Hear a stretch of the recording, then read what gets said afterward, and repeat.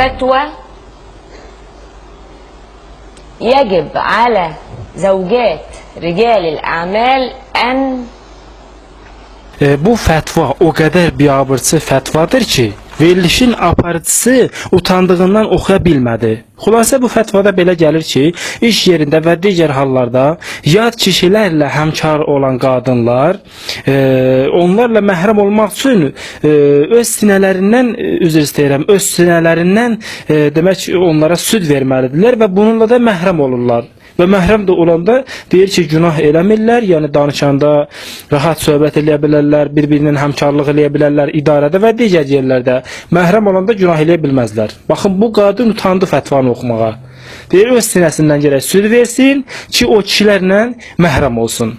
اللي بيشتغلوا معايا دول اعمل فيهم ايه؟ سواقين وزملاء والمصورين اعمل ايه؟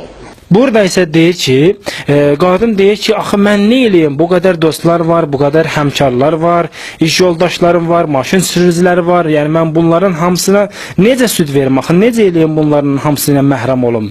Necə mən öz sinəmlə bunlara süd verim?